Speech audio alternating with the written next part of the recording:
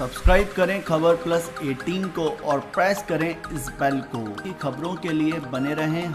मैं सबसे पहले अपनी तरफ से और आप सबकी तरफ से हरीश मीणा जी को बहुत बहुत बधाई देना चाहता हूँ, मुबारकबाद देना चाहता हूँ कि वो ये चुनाव जीत कर आए हैं।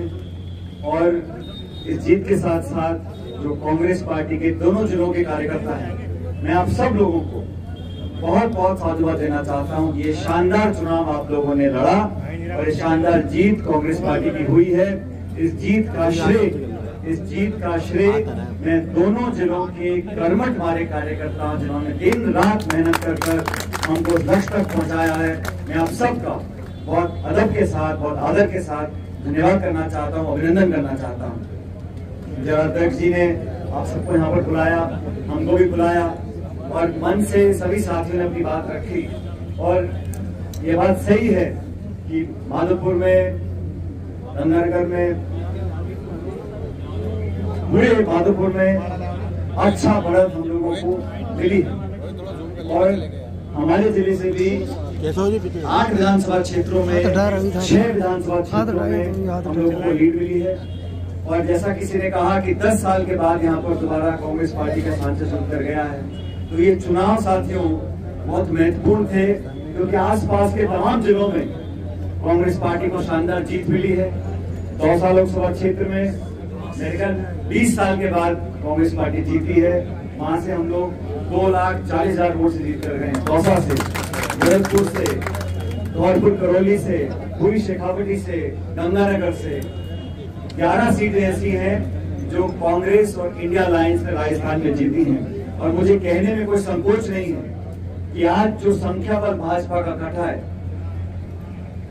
जिन नेताओं ने संसद में खड़े होकर कहा था कि हम 370 सीट जीत कर आएंगे, जिन नेताओं ने कहा था कि हमारा गठबंधन 400 सीट लेकर आएगा, उस दल को चुनाव में जाने से पहले भारतीय जनता पार्टी के पास 303 सांसद थे, 303।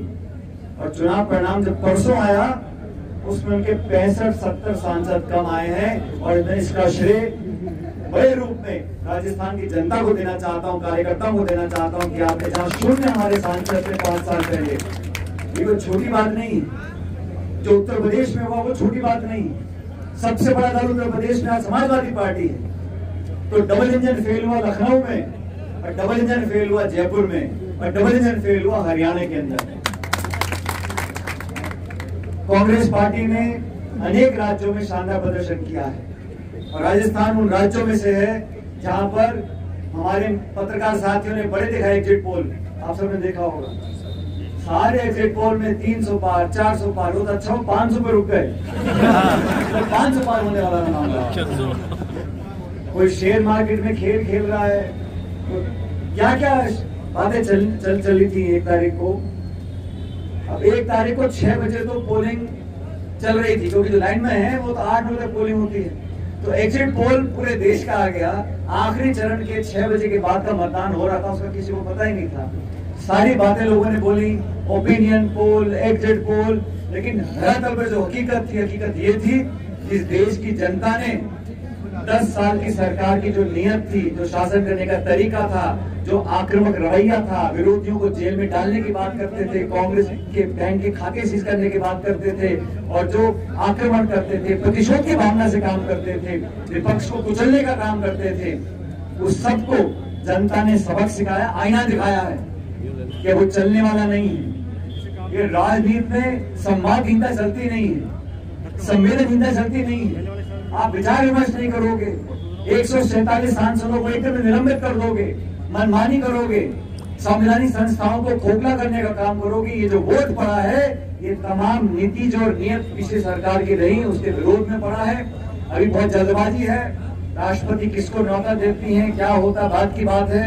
लेकिन इस पूरे चुनाव के परिणाम का जो सारांश है, चुनाव परिणाम के जो आंकड़े हैं, उसकी दिशा, उसका संदेश, उसका मत एक तरफ जाता है कि ये वोट भाजपा और एनडीए के खिलाफ पड़ा है। प्लीज सब्सक्राइब खबर plus 18 for latest news and updates.